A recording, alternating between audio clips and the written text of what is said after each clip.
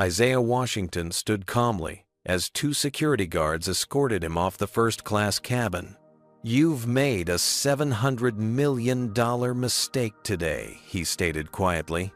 The flight attendant laughed dismissively. "Sure, whatever you say." Isaiah's fingers moved swiftly across his phone screen, making the call that would send shockwaves through the airline industry. Before we dive into this incredible story, let me know where you're watching from in the comments.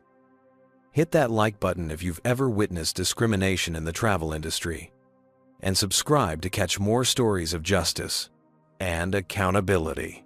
Now let's see how one man's dignity became worth $700 million. The morning had started like any other high-stakes day for Isaiah Washington. As CEO of TechNexus, a Fortune 500 tech company valued at $8 billion, early mornings and meticulous preparation were standard. His penthouse apartment overlooking downtown Seattle offered a panoramic view of the city coming to life as he reviewed his presentation one final time. "Mr. Washington, your car is ready," his building's concierge announced through the intercom. Isaiah straightened his custom-tailored navy suit, adjusting his crimson tie in the mirror. At 45, he maintained the athletic build from his college basketball days, though gray now peppered his short-cropped hair. His reflection showed a man who'd fought for everything he had, something the world rarely acknowledged before judging him. As his driver navigated morning traffic, Isaiah's phone buzzed. It was Amara Brooks, his executive assistant of 7 years. "Good morning, sir.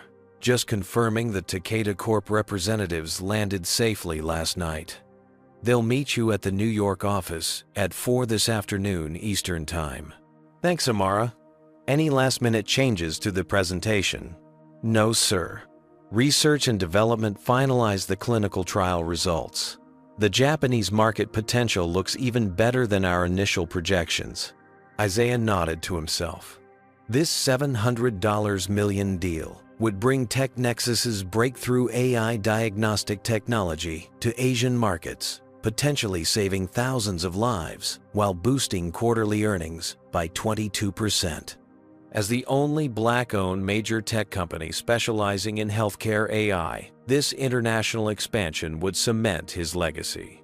His mind drifted back to where it all began, the cramped apartment in Chicago's South Side where his mother raised 3 children on a teacher's salary, the scholarship to MIT, the endless nights coding while classmates partied, the 100 rejections from venture capitalists who couldn't see past his skin color to recognize his brilliance, the small team who believed in him when no one else would. Now TechNexus employed over 8,000 people, and their AI diagnostic system had reduced misdiagnosis rates in participating hospitals by 67%. This deal would bring that technology to millions more people. The car pulled up to the SkyWest Airlines terminal. Despite his success, Isaiah still experienced the familiar, subtle shifts in people's behavior when they realized who he was. The momentary surprise, the recalibration of expectations. He'd learned to navigate these moments with practiced grace. At the premium check-in counter, a young attendant named Jessica recognized him immediately. "Mr. Washington, welcome to SkyWest. We're honored to have you flying with us today." She processed his first-class ticket to New York efficiently, though Isaiah noticed how her supervisor kept glancing over as if ensuring everything was being handled correctly. "Your boarding pass for Seat 3, a Mr. Washington. Our first-class lounge is to your right, and boarding will begin in 45 minutes. Isaiah thanked her and headed towards security. The premium lane moved quickly, though he didn't miss the TSA agent's double take at his boarding pass and ID, the slightly more thorough inspection of his carry-on compared to the white executives ahead of him. Small indignities he'd grown accustomed to, though they never stopped stinging. In the first-class lounge, Isaiah made several calls confirming final details for the meeting. His chief financial officer, Terrence Michaels, walked him through the latest adjustments to the contract terms. "Their legal team accepted all our intellectual property protections," Terrence explained. If we close this today, stock will jump at least 12 points by tomorrow's opening bell. Let's not count our millions before they're deposited, Isaiah replied, though he allowed himself a small smile. 7 years of research and development were about to pay off spectacularly. The boarding announcement came over the lounge speakers. Isaiah gathered his belongings, straightened his tie, and headed toward the gate. Years of experience had taught him to always board early, minimizing the time others had to stare, question, or challenge his presence in premium cabins. As he approached Gate 14, Isaiah mentally prepared for the meeting ahead, unaware that his entire day and the future of SkyWest Airlines was about to change dramatically. The SkyWest gate agent scanned Isaiah's boarding pass with a practiced smile. "Enjoy your flight, sir." Isaiah nodded politely and entered the jet bridge briefcase in hand. At the aircraft door, a flight attendant with a blonde bob and a name tag reading Melinda greeted passengers. Her welcoming smile faltered noticeably when she saw Isaiah. "Boarding pass, please," she requested, despite having just watched the gate agent scan it. Isaiah provided it without comment.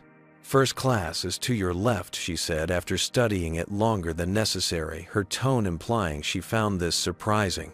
The first-class cabin featured 16 spacious seats in a 2x2 configuration. Isaiah moved toward his window seat in the third row, aware of the subtle glances from other passengers, all white, mostly men in business attire. A silver-haired executive in the second row made brief eye contact before quickly looking down at his phone. As Isaiah stored his briefcase in the overhead compartment, Melinda appeared at his side. "Excuse me, are you sure you're in the right cabin?" she asked loud enough for nearby passengers to hear. Isaiah kept his expression neutral. "Yes, seat 3A. He gestured to the window seat he was about to occupy. "May I see your boarding pass again?" Isaiah retrieved it from his jacket pocket, presenting it for the third time in 5 minutes. Melinda examined it with exaggerated thoroughness. Before she could respond, a stocky man in his 50s, with thinning red hair, approached. "Excuse me, but I believe this gentleman is in my seat," he interjected, addressing Melinda rather than Isaiah. "I'm in 3A," Isaiah stated calmly.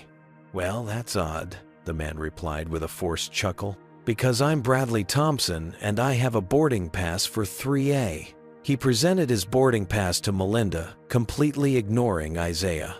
Melinda compared the two boarding passes, her expression shifting from confusion to satisfaction. "There seems to be a mix-up," she declared again, speaking to Bradley rather than Isaiah. "I've been a platinum member with SkyWest for 15 years. Bradley added his tone, suggesting this fact should settle the matter immediately. "I always book 3A. Sir, Melinda finally addressed Isaiah. "There appears to be a duplicate booking. I'll need to call the gate agent to resolve this." Isaiah maintained his composure. Of course. Several nearby passengers were now watching the interaction with undisguised interest. A woman in 4B had taken out her phone, angling it subtly to record the scene. The gate agent, a young man named Connor with gelled hair and a too-tight uniform, appeared moments later. He huddled with Melinda, both occasionally glancing at Isaiah while whispering. Connor then turned to Bradley, completely excluding Isaiah from the conversation. "Mr. Thompson, I apologize for the confusion. I see you're a long-standing platinum member with us." 15 years, Bradley repeated proudly. "Never had an issue before." Connor nodded sympathetically before finally acknowledging Isaiah's presence. "Sir, may I see your boarding pass and ID?" Isaiah provided them without comment, maintaining his dignity despite the growing discomfort of being treated like an intruder. Connor studied the documents, frowning. "The system shows both of you assigned to seat 3A.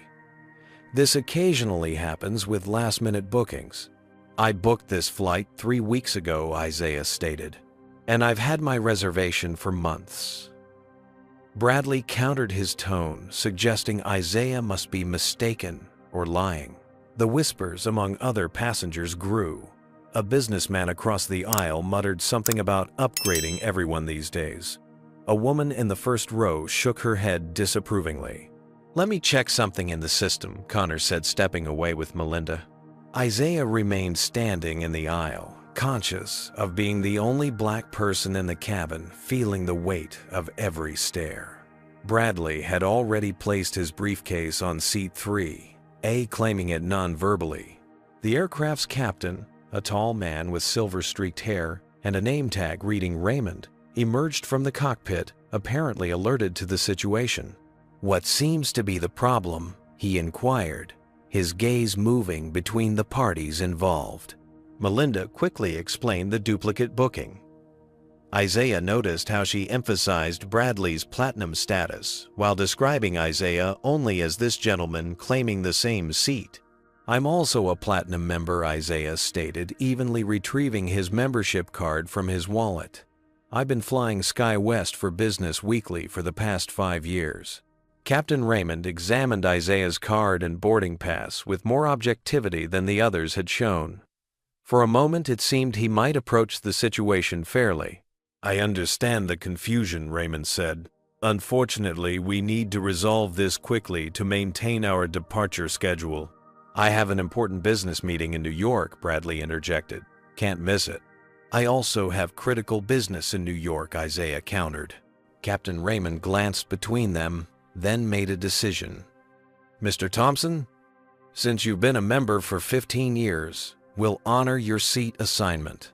"Sir," he addressed Isaiah, "we can accommodate you in our Economy Plus section with complimentary service, or you can take the next flight where we'll ensure you have first class." Isaiah felt the familiar burn of injustice. "Captain, my boarding pass clearly assigns me seat 3A. I'd like to speak with a supervisor before any changes are made." Raymond's expression hardened slightly. "Sir, we need to complete boarding. I've offered a reasonable solution." "I don't believe you would ask a white passenger to accept this solution," Isaiah stated quietly. The cabin grew silent. Bradley's face reddened. "Are you accusing us of racism? That's ridiculous." "I'm simply requesting equal treatment," Isaiah replied. "That's enough," Melinda interrupted. "Sir, you need to lower your voice and accept the captain's offer, or we'll have to involve security." Isaiah hadn't raised his voice at all. The injustice of her statement struck him like a physical blow. Several passengers had their phones out now, recording the incident from different angles. "I haven't been disruptive in any way," Isaiah stated. "I'm requesting to speak with a supervisor about my valid boarding pass." Instead of addressing his reasonable request, Connor stepped away, speaking quietly into a radio. Minutes later, 2 security officers in uniform entered the aircraft. The taller one, whose name tag read Travis, immediately approached Isaiah rather than asking the flight crew about the situation. "Sir, we need you to gather your belongings and come with us," he announced authoritatively. "On what grounds?" Isaiah asked calmly. The second security officer, Derek, moved closer. "Don't make this difficult. The crew has final authority on this aircraft." Isaiah looked around the cabin. Some passengers averted their eyes, uncomfortable with the scene unfolding. Others watched with undisguised satisfaction. No one spoke up. With dignity intact but pride wounded, Isaiah retrieved his briefcase. "I'll be filing a formal complaint." "Sure you will," Melinda muttered just loud enough for him to hear. As Travis escorted him toward the exit, Isaiah turned to Captain Raymond. "This is discriminatory treatment. Your airline will hear from my attorneys." "Empty threats won't help your case," Sir Raymond replied dismissively. As they reached the door, Isaiah delivered his parting words, voice steady despite the humiliation burning in his chest. "You've made a $700 million mistake today." Melinda laughed. "Sure, whatever you say." Isaiah was escorted through the jet bridge, the curious stares of waiting passengers adding to his humiliation. Once in the terminal, he pulled out his phone and began dialing, setting in motion events that would forever change SkyWest Airlines. The fluorescent lights of the terminal cast harsh shadows across Isaiah's face as he stood with forced composure near Gate 14. Security officers Travis and Derek hovered nearby, watching him as though he might suddenly become a threat. "Sir, you need to leave the secure area since you're no longer a ticketed passenger." Travis instructed his hand, resting meaningfully on his radio. Isaiah looked him directly in the eyes. "I paid for a first-class ticket to New York. I have valid ID and boarding pass. I've broken no laws or regulations. I'd like to speak with the station manager." "That's not happening," Derek replied flatly. "You can take it up with customer service downstairs." A small crowd had gathered, several people filming the interaction on their phones. Isaiah was acutely aware of how this looked. A well-dressed black man being treated like a criminal by airport security, and equally aware of how quickly such situations could escalate dangerously for someone who looked like him. Back on the aircraft, the situation continued to unfold. Bradley Thompson settled comfortably into seat 3A, arranging his belongings and ordering a pre-departure scotch from Melinda, who served him with a conspiratorial smile. "Glad we got that sorted," Bradley remarked loudly to the passenger beside him. "Some people just don't understand how things work." In row 4, a middle-aged woman named Diane whispered to her husband, "That poor man. They didn't even try to check the reservation properly." "Not our business," her husband muttered back. "Don't get involved." Across the aisle, a younger executive named Mark looked troubled, glancing repeatedly toward the exit where Isaiah had been escorted away. He caught Captain Raymond's eye as the pilot returned to the cockpit. "Excuse me," Captain Mark called out. "Couldn't you have checked the passenger manifest more thoroughly? That gentleman seemed to have a valid boarding pass." Captain Raymond paused, a flicker of uncertainty crossing his face. "Sir, we have procedures for handling these situations. It's been resolved." By assuming the white passenger was right and the black passenger was wrong, Mark pressed. Several passengers shifted uncomfortably. Bradley turned around, glaring. "Now, wait just a minute. This had nothing to do with race. I've had this seat reserved for months." Connor, the gate agent, hurried back on board, leaning to whisper something to Melinda. Her expression changed from smug satisfaction to slight concern. "What is it?" Captain Raymond asked, noticing their exchange. "Nothing, sir," Melinda replied quickly. "We're ready for departure." Connor looked less certain. "Actually, I just checked the reservation system more carefully. Both passengers had valid bookings for 3A. It was a system error on our end. The gentleman we removed was Isaiah Washington, CEO of TechNexus." A murmur rippled through the first-class cabin. Bradley's face paled slightly. "TechNexus, the healthcare company?" someone asked. "The Fortune 500 company worth billions," another added. Captain Raymond's professional demeanor cracked slightly. Why wasn't this information provided earlier? Connor looked uncomfortable. We didn't check thoroughly enough. Should we ask him to come back?" Melinda suggested, her confident demeanor suddenly evaporating. Captain Raymond checked his watch. "We're already behind schedule.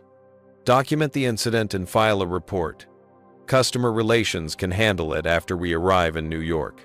In the terminal, Isaiah was finally allowed to speak with a customer service representative named Priya, who reviewed his information with growing alarm. "Mr. Washington, I sincerely apologize for this experience. This should never have happened. Let me book you on our next flight to New York in first class. And of course, we'll issue a full refund for today's ticket." "That doesn't address the discriminatory treatment I received," Isaiah replied evenly. "I was publicly humiliated based on assumptions made about me because of my race." Priya lowered her voice. "Sir, I completely understand. If you'd like to file a formal complaint, I can begin that process right now."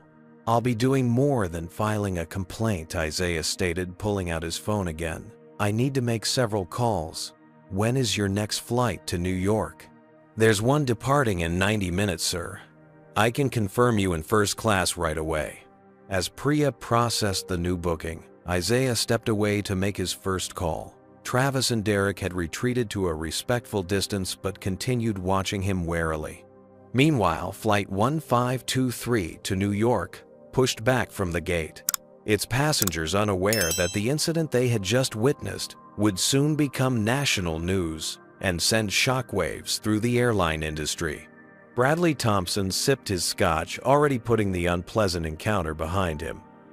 "Some people just don't know their place," he remarked to the passenger beside him, who nodded uncomfortably. In the cockpit, Captain Raymond guided the aircraft toward the runway, a nagging sense of doubt beginning to form in his mind. Something about the way the situation had been handled felt wrong, but corporate policy was clear: maintain schedule integrity at all costs. He pushed the thought aside and focused on his pre-takeoff checklist. Back in the terminal, Isaiah's voice remained calm as he spoke into his phone, but the determination in his eyes would have made anyone at SkyWest Airlines very, very nervous had they been paying attention. The aircraft engines roared to life, drowning out any second thoughts the crew might have been having. As they accelerated down the runway, none of them realized their careers and their company's future had just been irrevocably altered by a $700 million mistake. "Amara, I need you to listen carefully," Isaiah said into his phone, his voice steady despite the adrenaline still coursing through his system. He stood in a quiet corner of the terminal, away from curious onlookers who had witnessed his removal from the plane. "I won't be making the 4 o'clock meeting with Takeda Corp." "Sir, what happened?" Amara's concerned voice came through clearly. Isaiah detailed the incident succinctly, his words measured but direct. "I was just removed from my first-class seat and escorted off a SkyWest flight, despite having a valid boarding pass and platinum status. The white passenger who claimed my seat was given preference without proper verification." 6,000 miles away in Tokyo, the boardroom of Takeda Corporation fell silent as Amara relayed the situation to Mr. Hideki Takeda and his executive team. The sleek conference table reflected the concerned expressions of the Japanese businessmen as they processed this information. "This is most disturbing," Mr. Takeda said finally, his perfect English carrying a slight accent. "Mr. Washington is the CEO of an $8 billion company, yet he was treated this way." "Unfortunately, yes," Amara confirmed. "Mr. Washington is rebooking on another flight, but will miss today's scheduled meeting." Mr. Takeda exchanged glances with his chief financial officer. "Please inform Mr. Washington that we are willing to reschedule. However, this incident raises concerns about American business culture that we must discuss before finalizing our partnership." Back in Seattle, Isaiah made his second call to SkyWest Airlines corporate headquarters in Denver. "SkyWest executive offices. How may I direct your call?" a professional voice answered. "This is Isaiah Washington, CEO of TechNexus. I need to speak with Patricia Miller immediately." "I'm sorry, sir, but CEO Miller is in meetings all day. May I connect you with her assistant?"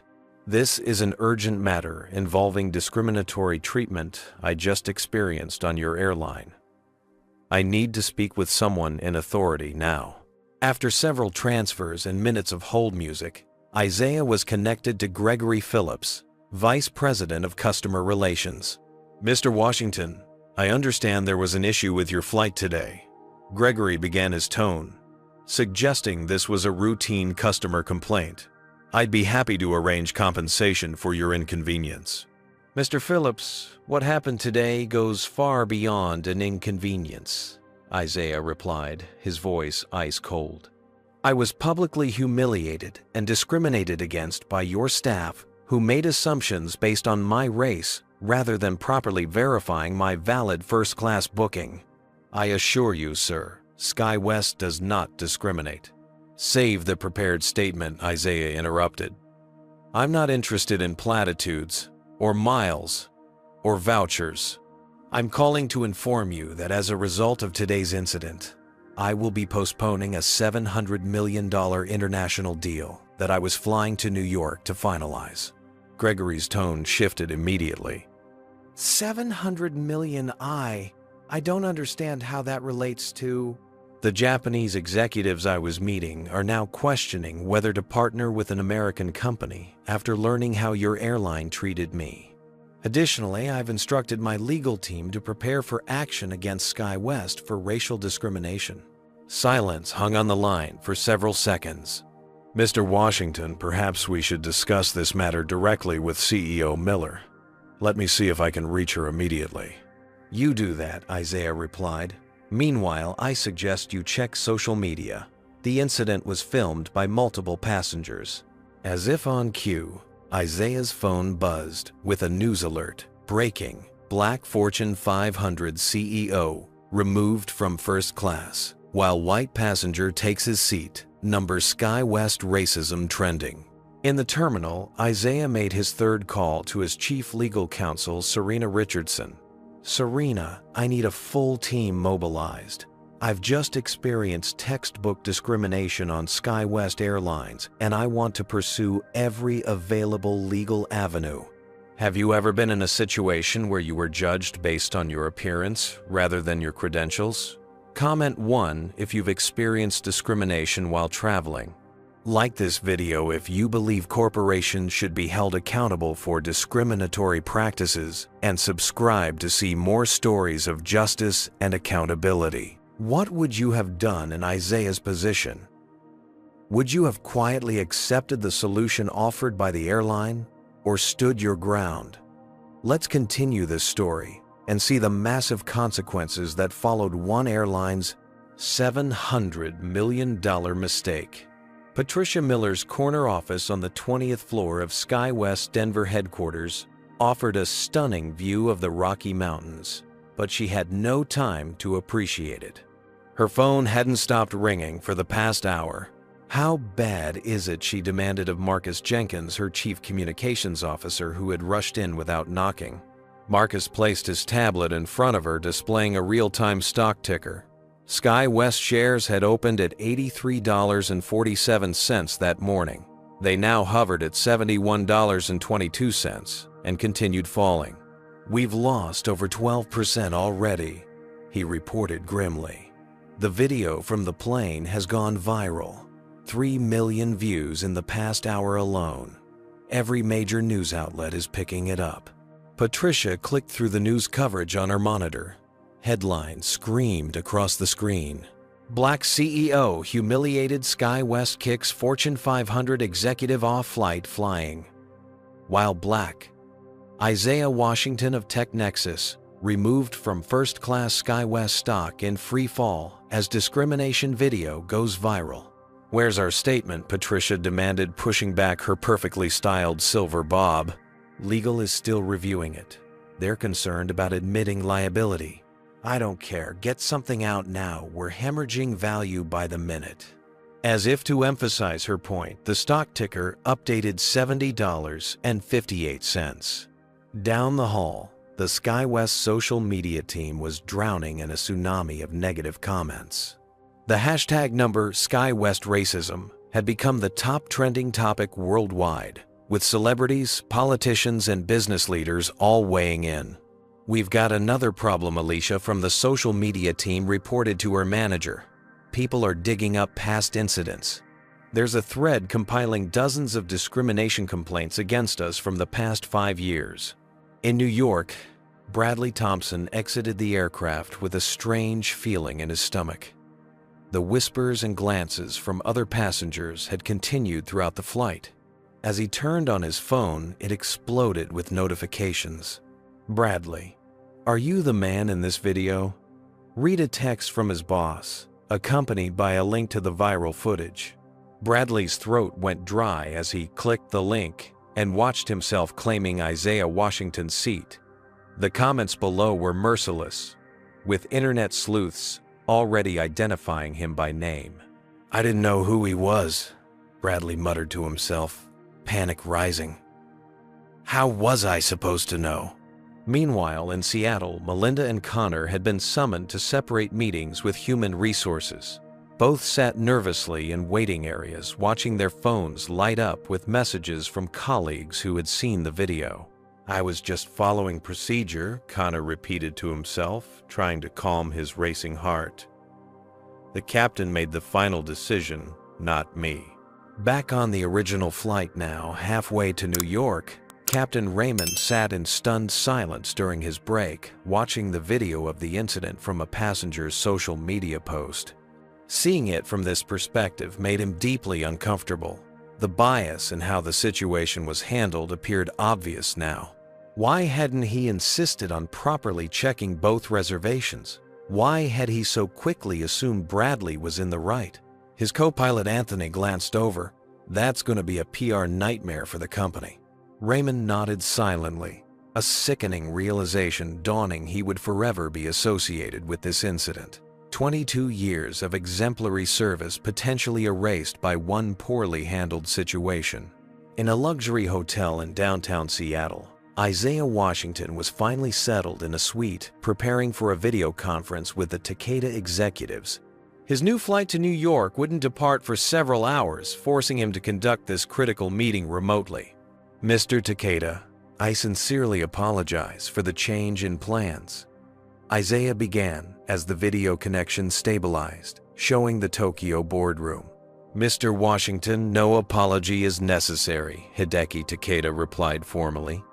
We have been following the unfortunate events of your morning. It is we who are concerned for your well-being. I'm physically fine, just disappointed by the experience. Mr. Takeda nodded thoughtfully. In Japan, we believe how a person handles adversity reveals their true character. You maintain dignity in an undignified situation. However, his tone shifted slightly. This incident raises questions about American business culture that concern our board. Isaiah felt his stomach tighten. The deal was indeed in jeopardy. My team has informed me that SkyWest Airlines is losing significant market value as we speak, Mr. Takeda continued. This suggests American consumers do not tolerate such treatment. This is reassuring. On her screen in Denver, Patricia Miller watched with growing horror as SkyWest's stock plummeted further $68.14, $67.89, $66.25. Get me a direct line to Isaiah Washington, she demanded. Now.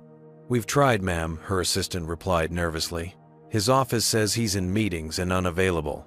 Unavailable. Patricia exploded. We've lost nearly $700 million in market value in 3 hours. Nobody is unavailable for that. In a conference room down the hall, SkyWest's board members had assembled for an emergency meeting. The tension was palpable as they reviewed the financial damage. Can someone explain how this happened? Demanded Robert Chen, the lead independent director. How does a Fortune 500 CEO get thrown off our flight without anyone checking his identity? The crew followed established protocols for seat disputes, explained the VP of Operations defensively. Protocols that apparently include assuming the black passenger is wrong and the white passenger is right. Robert shot back. Those aren't protocols, that's discrimination, and it's going to cost us dearly.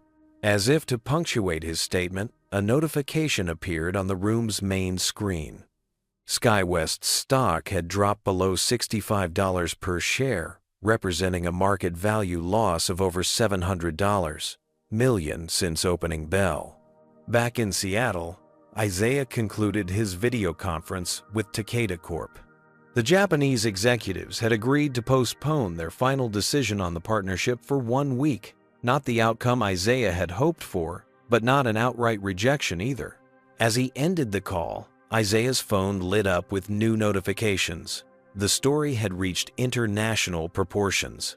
Competing airlines were already reaching out, offering him lifetime premium status and public statements of support. The damage to SkyWest was no longer just financial, it was becoming existential. 3 days after the incident, SkyWest's corporate headquarters resembled a war room. Teams of lawyers, PR specialists, and executives huddled in conference rooms, phones rang constantly, and the atmosphere crackled with tension. In the largest conference room, Patricia Miller stood before a digital dashboard tracking the ongoing crisis. SkyWest stock had stabilized at $59.76, a devastating 32% drop from its pre-incident value. "What have we learned from the internal investigation?" she asked, sharply addressing Dominic Reyes, head of corporate security. Dominic shifted uncomfortably. "The findings are problematic, Miss Miller. We've reviewed the past 3 years of similar seat assignment disputes. When both passengers were white, the situation was resolved by checking the system thoroughly 94% of the time. When one passenger was a person of color, that happened only 41% of the time." A heavy silence fell over the room.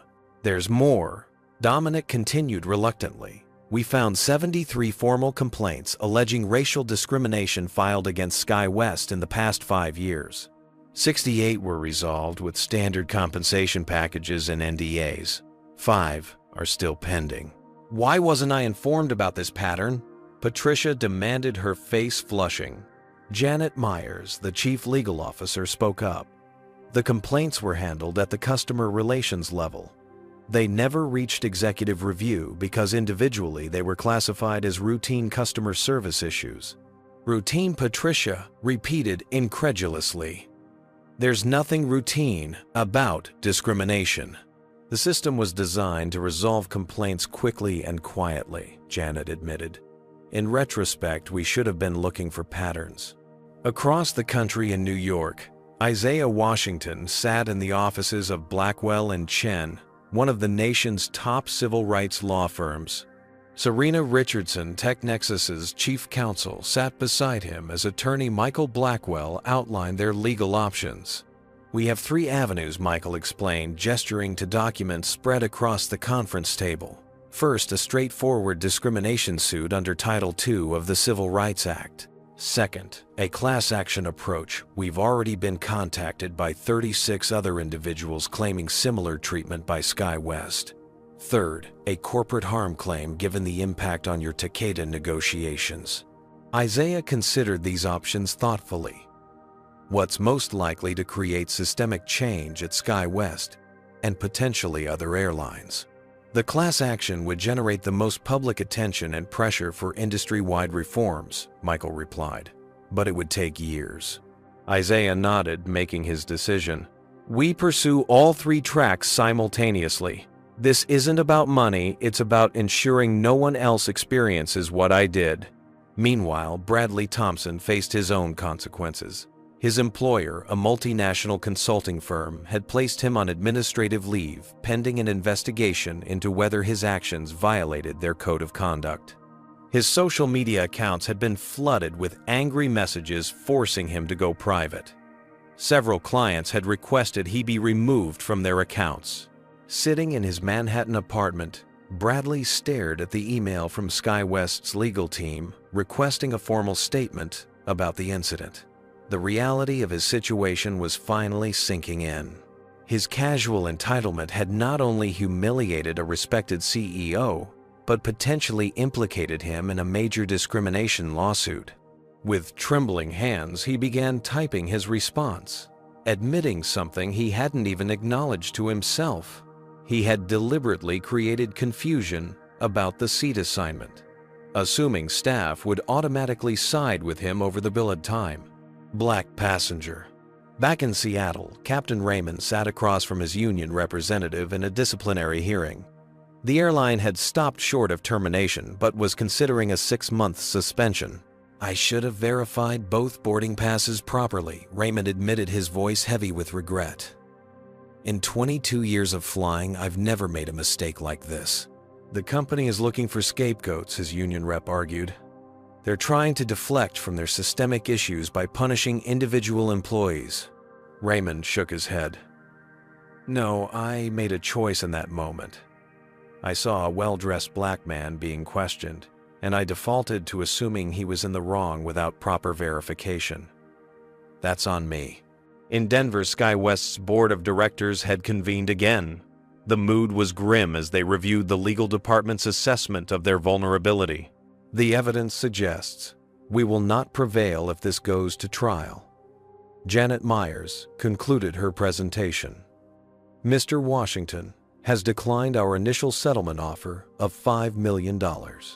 His representatives made it clear this isn't about money. "What is it about then?" demanded Thomas Harrington, the board chairman. "Systemic change," Janet replied. His team provided a list of demands, including a complete overhaul of our training programs, diversity in senior leadership, and a transparent third-party audit of all discrimination complaints. Thomas scoffed. "That's ridiculous. We can't let a passenger dictate corporate policy." Robert Chen, who had been quiet until now, leaned forward. "A passenger? He's the CEO of a Fortune 500 company who was humiliated by our staff because of his race. Our stock has lost nearly $1 billion in value. Major corporate clients are canceling their travel contracts with us. This isn't about one passenger, it's about our company's survival." The debate continued into the evening, the board deeply divided on how to proceed. Meanwhile, on social media, the story continued to evolve.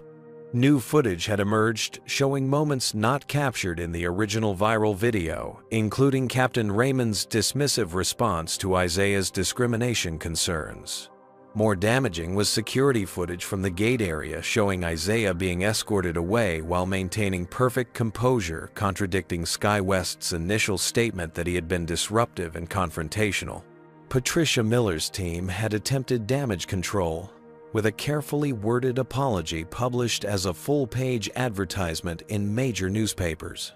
The response had been overwhelmingly negative, with critics pointing out that the statement expressed regret for the misunderstanding without acknowledging any discriminatory behavior. In Tokyo, Mr. Takeda watched CNN's coverage of the ongoing story from his office. The Japanese executive had received multiple calls from SkyWest representatives attempting to distance the airline from the incident. None had been persuasive. What troubled him most was not the incident itself, regrettable as it was, but the company's handling of the aftermath. Their instinct to minimize rather than address the core issue reflected a corporate culture he was increasingly hesitant to associate with. His assistant entered with a document the latest draft of the TechNexus partnership agreement, now on hold indefinitely.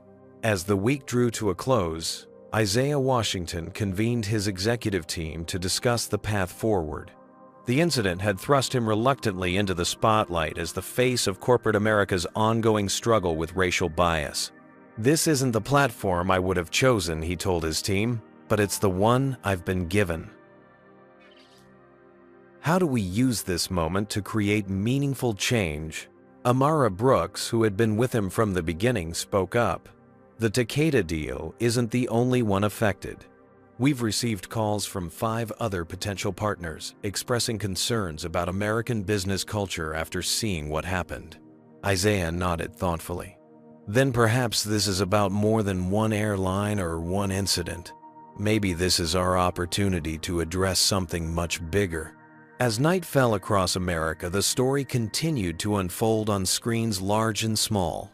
For SkyWest Airlines, the financial damage was clear, nearly $1 billion in market value lost. But for Isaiah Washington and countless others who had experienced similar treatment, the true cost had always been much higher, a cost now finally visible to the world. 8 days after the incident, Patricia Miller stepped onto the podium in SkyWest's Denver headquarters facing a sea of reporters, cameras, and recording devices. The company's first formal press conference had been hastily arranged after 3 consecutive days of stock decline, bringing their total market value loss to nearly $1.2 billion. "Good morning, Patricia," began her voice steady despite her obvious tension. "I want to thank you all for coming today. SkyWest Airlines acknowledges the unfortunate incident involving Mr. Isaiah Washington and wishes to express our regret for any distress caused." The carefully worded statement continued for several minutes, filled with corporate jargon about reviewing procedures and recommitting to customer service excellence. Noticeably absent was any direct acknowledgement of racial discrimination or specific plans for addressing it. As Patricia concluded her prepared remarks, the room erupted with questions. "Miss Miller, why hasn't SkyWest directly addressed the racial discrimination aspect of this incident?" called out a reporter from the Washington Post. Patricia's smile tightened. As I stated, we regret any misunderstanding that occurred. Our investigation is ongoing, and it would be premature to characterize the nature of the incident before. It's been over a week, interrupted a CNN correspondent.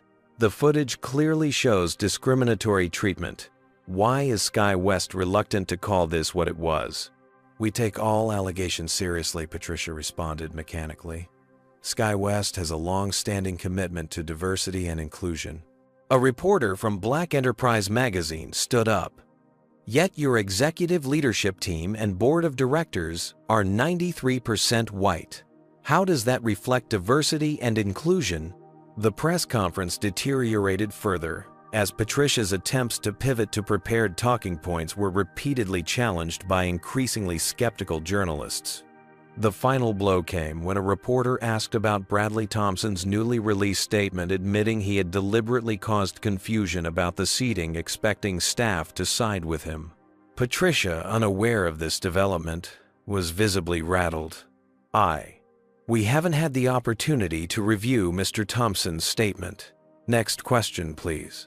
Social media exploded with clips of the disastrous press conference, with commentators calling it a masterclass in what not to do and too little, too late, too insincere. In boardrooms across America, corporate travel managers were making decisions that would further devastate SkyWest's bottom line. Johnson & Johnson, Adobe and Microsoft had already suspended their corporate contracts with the airline. By afternoon, Goldman Sachs, McKinsey, and Amazon had joined them. We've lost 38% of our corporate accounts in 8 days, reported SkyWest's chief revenue officer in an emergency executive meeting. At this rate, we're looking at potential bankruptcy within 6 months. Meanwhile, Isaiah Washington had published a thoughtful opinion piece in the Harvard Business Review titled "The High Cost of Flying While Black." The article went beyond his personal experience to examine the broader implications of racial bias in customer service across industries. When companies train employees to prioritize certain customers over others, whether explicitly or implicitly, they create systems where bias flourishes. Isaiah wrote, "The true cost isn't measured in stock prices or legal settlements, but in human dignity." The piece was being shared widely across business schools and corporate training departments, with several major companies announcing reviews of their own customer service protocols in response. Competing airlines sensed blood in the water. Delta announced an expanded diversity training program for all customer-facing staff. United introduced a new verification protocol for resolving seating disputes. American Airlines publicly offered Isaiah lifetime executive platinum status. In Tokyo, Hideki Takeda called an unexpected press conference of his own. Speaking in measured tones, he announced that Takeda Corporation was postponing all new business partnerships in the United States pending a comprehensive review of American corporate culture practices. "We seek partners who demonstrate respect and integrity at all levels of operation," Mr. Takeda stated. "Recent events have raised concerns that require thoughtful evaluation." The announcement sent ripples through international business circles. Japanese investment in U.S. companies had been increasing steadily for years. This public expression of hesitation signaled potential broader economic consequences. Back at SkyWest headquarters, Patricia Miller faced the board in a closed-door session that lasted well into the night. The discussion was heated, with several members calling for her resignation. "Your handling of this crisis has been catastrophic," Thomas Harrington stated bluntly. "The press conference today made everything worse." "I followed the crisis management playbook," Patricia defended herself. "Legal advised against admitting discrimination to limit our liability." "And how's that working out?" Robert Chen shot back. "We've lost over $1 billion in value, our reputation is in tatters, and we're still facing multiple lawsuits." Sometimes the right ethical decision is also the right business decision. By midnight, the decision was made. Patricia Miller would step down as CEO effective immediately. Chief Operating Officer James Winters would serve as interim CEO while the board conducted a search for new leadership with diversity experience, now listed as a key qualification. As dawn broke over America, the next day, Isaiah Washington found himself in an unexpected position of influence. His phone had been ringing constantly with calls from corporate leaders seeking advice on addressing bias in their organizations. Civil rights organizations were requesting his partnership on new initiatives. Business schools were inviting him to speak about leadership in times of crisis.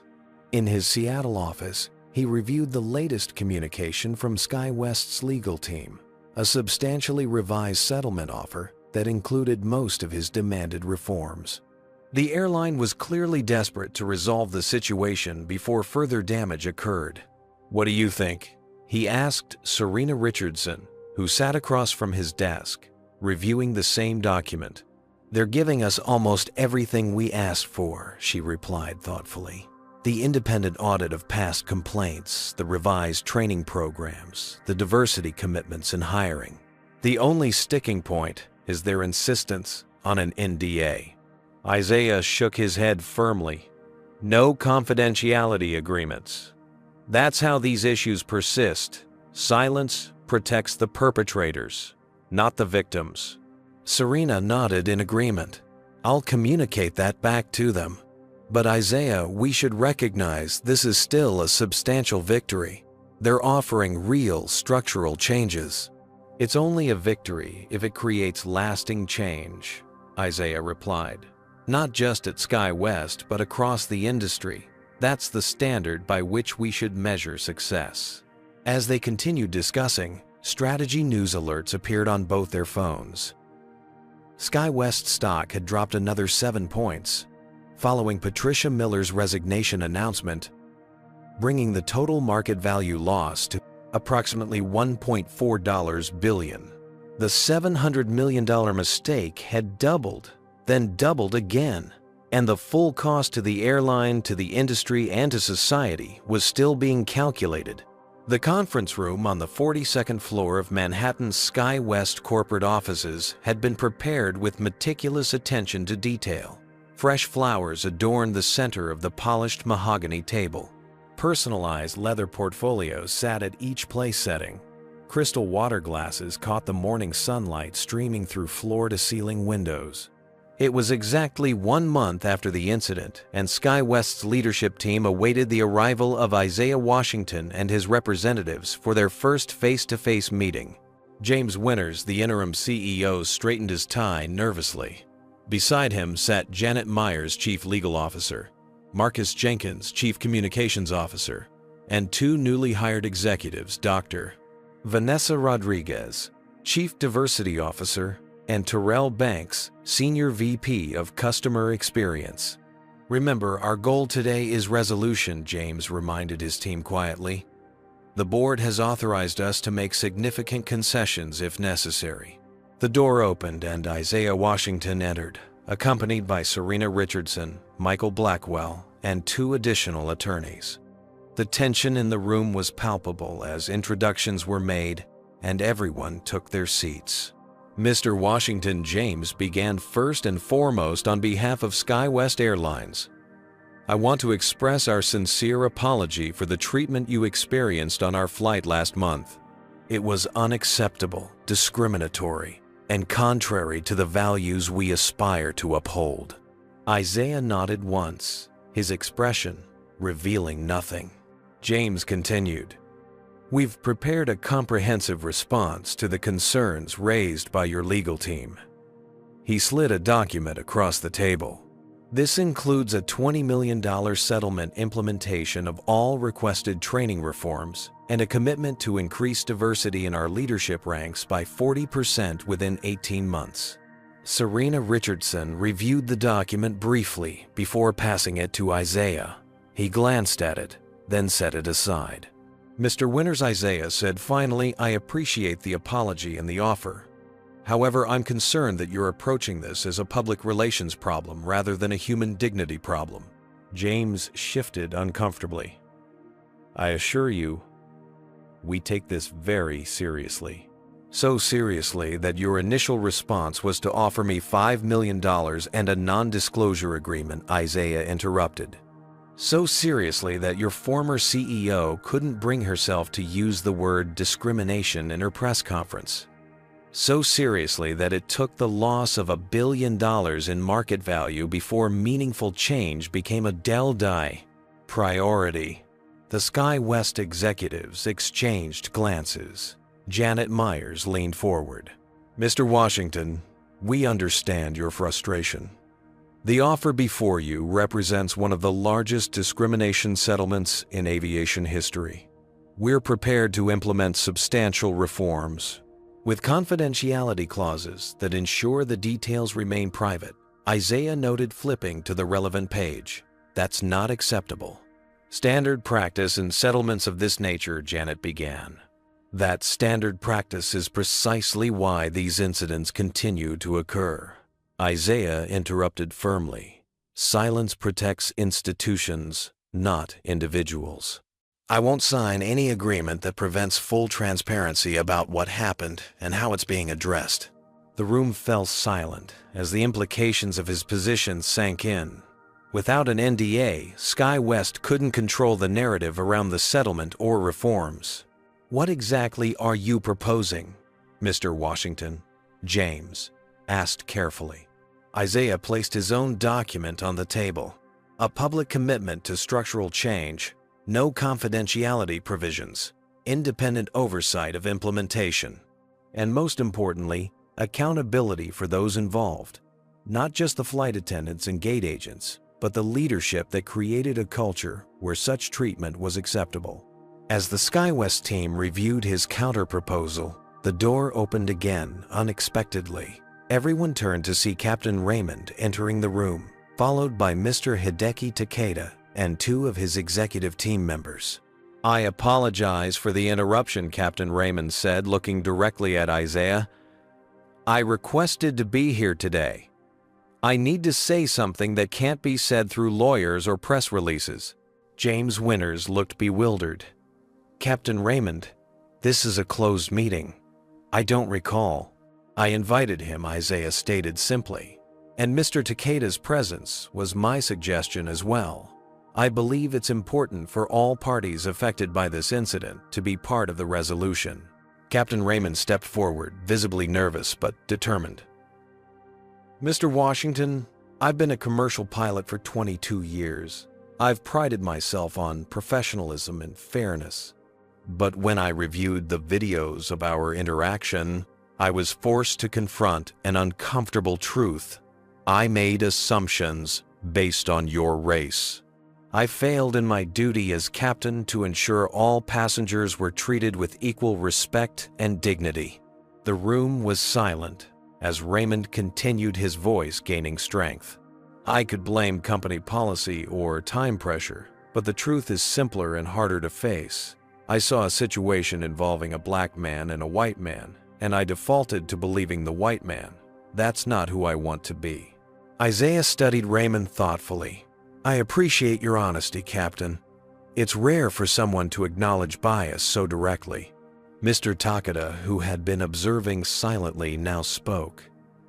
If I may add perspective, he said formally in Japanese business culture, how one acknowledges and rectifies mistakes reflects more on character than the mistake itself. Captain Raymond's accountability is commendable. He turned to the SkyWest executives. However, individual accountability must be matched by institutional accountability. Our company postponed a $700 million partnership because we questioned whether American corporate culture truly values equal dignity. Your response will influence not just our decision with TechNexus, but our broader investment strategy in the United States. The gravity of Mr. Takeda's statement hung in the air. James Winters cleared his throat. What would you consider an appropriate institutional response, Mr. Takeda? Before Takeda could answer, the door opened once more. Bradley Thompson entered looking considerably less confident than he had on the aircraft a month earlier. "I requested to be here too," he said quietly. "I need to take responsibility for my role in this situation." Bradley approached Isaiah directly. "Mr. Washington, I deliberately created confusion about the seating assignment. I saw you heading for first class and I made an assumption. I expected the crew to take my side and they did. I'm deeply sorry for the humiliation I caused you." Isaiah's expression remained measured. "Why are you here today, Mr. Thompson?" "Your written statement was already provided to all parties." "Because written statements are easy," Bradley replied. "Facing someone I wronged is harder. And because I've learned that true accountability requires more than private apologies." The atmosphere in the room had shifted dramatically. What had begun as a negotiation had transformed into something more profound. A direct confrontation with the human impact of bias and the institutional structures that enable it. Isaiah stood commanding the attention of everyone present. "Captain Raymond Mr. Thompson, your willingness to acknowledge your actions publicly is meaningful. But this isn't just about individual behavior. It's about systems that make such behavior normal and expected." He turned to the SkyWest executives. "I don't want your money. I want your commitment to fundamental change, not just in policies, but in culture. Not just in training videos, but in who you hire, promote, and value. And I want complete transparency throughout the process." James Winters looked at his team, then back at Isaiah. The decision facing SkyWest was clear: to continue fighting a losing battle, to minimize and contain the situation, or embrace radical transparency and transformation. Mr. Washington, James said, "Finally, SkyWest Airlines accepts your terms. No confidentiality agreements, full transparency, independent oversight, and a public commitment to structural reform at every level of our organization." As hands were shaken and details discussed, no one in that room could have predicted the far-reaching impact this agreement would have, not just on one airline or one industry, but on corporate America's approach to racial equity for years to come. 18 months later, Isaiah Washington stood at a podium in the grand ballroom of the Marriott Marquis in Times Square. Behind him, a banner read, "National Business Inclusion Summit Transforming Corporate Culture." When I boarded that SkyWest flight nearly 2 years ago, Isaiah began addressing the room of 500 corporate executives, diversity officers, and business school students. I couldn't have imagined the journey that would follow. What began as a humiliating experience has become a catalyst for industry-wide transformation. The audience included familiar faces: Captain Raymond, now serving as SkyWest's Executive Director of Inclusion and Professional Standards; James Winters, who had been confirmed as permanent CEO after successfully implementing the reforms; and Mr. Hideki Takeda, whose company had not only finalized the partnership with TechNexus, but expanded it to $1 billion investment. Today, I'm pleased to share that the independent audit of SkyWest's reforms shows remarkable progress. Isaiah continued. Discriminatory customer service incidents have decreased by 78%. Leadership diversity has increased by 43%. And most importantly, the company has created a culture where employees are empowered to prioritize dignity and fairness over expedience. In the 18 months since the confrontation in New York, the changes at SkyWest had been comprehensive and visible. The airline had implemented a revolutionary verification protocol for resolving passenger disputes requiring objective evidence rather than subjective judgment. Every employee had undergone intensive bias recognition training, developed in partnership with leading civil rights organizations. And most significantly, the company had restructured its leadership to include voices previously marginalized. Captain Raymond's journey had been particularly noteworthy. After his forthright acknowledgement of bias during the New York meeting, he had thrown himself into the work of cultural transformation. His unique perspective, as someone who had recognized and confronted his own implicit biases, made him an effective advocate for change within the company. Raymond's willingness to grow became a model for our entire organization, James Winters had told Aviation Weekly in a recent interview. He showed that acknowledging bias isn't career-ending. The changes hadn't been without challenges. Several longtime executives had resigned rather than adapt to the new approach. Shareholders had initially questioned the substantial investment in reform, but as SkyWest's reputation recovered and corporate clients returned, the business case had become undeniable. The company's stock had not only rebounded but reached new highs, up 32% from pre-incident levels. More surprising was the transformation of Bradley Thompson. After facing significant professional consequences, including the loss of his position at his consulting firm, he had dedicated himself to understanding the biases that had shaped his behavior.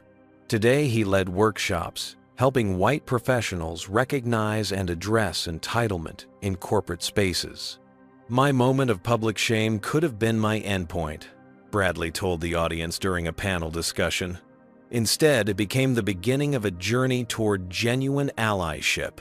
"I'm still learning, still making mistakes, but I'm committed to the process." For Melinda and Connor, the flight attendant and gate agent involved in the original incident, the paths had diverged. Connor had embraced the reforms, completed additional training, and now served as a peer educator for other customer service staff. Melinda had chosen to leave the company unable or unwilling to adapt to the new expectations. The most far-reaching impact, however, had been on the broader airline industry and corporate America. What became known as the SkyWest Standard had been adopted by multiple major airlines. The transparency requirements that Isaiah had insisted upon meant that the details of the reforms, successes, and failures alike were publicly available, creating a roadmap for other organizations. The traditional approach to discrimination incidents has been deny, defend, and settle in secret, Isaiah explained to the summit attendees. That approach ensures the next incident is inevitable. By insisting on transparency and accountability, we created the conditions for lasting change. The TechNexus-Takeda partnership had flourished under this new paradigm. The AI diagnostic technology had been implemented across Japan's hospital system, with remarkable results for patient outcomes. The expanded investment had enabled Isaiah's company to develop new applications for underserved medical conditions. In Japanese business philosophy, we believe that how you respond to crisis reveals your true character, Mr. Takeda shared during his keynote address. SkyWest's transformation demonstrated authentic commitment to improvement, making them a stronger partner than they would have been without the incident. As the summit concluded, Isaiah found himself reflecting on the journey. The $700 million mistake had ultimately created billions in value, not just financial, but human. The scholarship foundation he had established, using the settlement funds, which he had eventually accepted, on condition it be publicly disclosed and directed toward education, had already supported 50 minority business students. Outside the conference center, Isaiah encountered a young black entrepreneur who approached him hesitantly. "Mr. Washington, I'm Derek Hayes. I just wanted to thank you. I was on that SkyWest flight sitting in economy watching what happened to you. I'd experienced similar treatment so many times, but seeing someone with your stature stand up against it changed something for me. It's why I finally launched my tech startup." Isaiah smiled, extending his hand. "The measure of progress isn't what happens in boardrooms, Derek. It's what happens in everyday interactions, where dignity is either honored or denied. Tell me about your startup." As they walked together toward a coffee shop, Isaiah reflected on the true transformation. Not the policies or programs or press releases, but the subtle shift in how people recognized and valued one another's humanity. On his flight home that evening, Isaiah settled into seat 3A in first class. The flight attendant checking his boarding pass smiled with genuine warmth. "Thank you for flying with us, Mr. Washington. It's an honor to have you on board." He nodded appreciatively, recognizing that the true victory wasn't the respect he personally received, but the possibility that the same dignity would be extended to every passenger, regardless of their name recognition title or appearance. As the plane reached cruising altitude, Isaiah opened his laptop to review messages from his team. Among them was a notification that SkyWest stock had closed at a record high that day, the company now worth nearly $3 billion more than before the incident that had threatened to destroy it. $700 million had been a devastating price to pay for discrimination. But as it turned out, dignity and equality had proven even more valuable. This story illustrates powerful truths about dignity, accountability, and institutional change. When Isaiah Washington refused to accept discrimination as business as usual, he created a catalyst for transformation that extended far beyond one incident. The true heroes aren't just those who experience injustice but have the courage to demand better. They also include people like Captain Raymond, who acknowledge their biases and work to overcome them. The $700 million mistake reveals how discrimination isn't just morally wrong, it's bad business. Companies that tolerate bias risk their reputation, partnerships, and financial stability.